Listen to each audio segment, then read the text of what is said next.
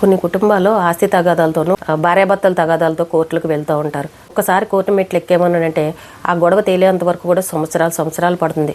మన జీవితం అప్పటికి సగం అయిపోతుంది. అన్నదమ్ముల ఆస్తుల తగాదాలే కావచ్చు, అక్క చెల్లెళ్ళు పుట్టింటి వాళ్ళ మీద కేసులు వేయడం కావచ్చు, ఏదైనా సరే కూర్చుని చక్కగా మాట్లాడుకుని ఒక మెట్టు కిందకి దిగి ₹1 తక్కువైనా సరే ఆ గొడవను అక్కడ సెటిల్ చేసుకోండి.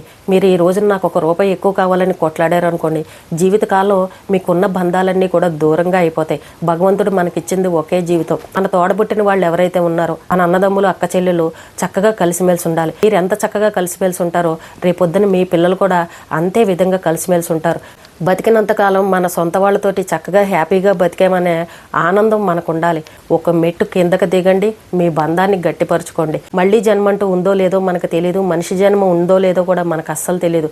మళ్ళీ జన్మలో ఎవరు కలిసి ఉంటామో, ఎవరు విడిపోతామో, ఎవరు ఎక్కడ పుడతామో మనకు తెలియని పరిస్థితి. కోర్టు కేసులు తగాదాలతో ఎవరైనా బాధపడే వాళ్ళు ఉంటే చక్కగా కూర్చుని మాట్లాడుకుని ఆ గొడవని సెటిల్ చేసుకోండి.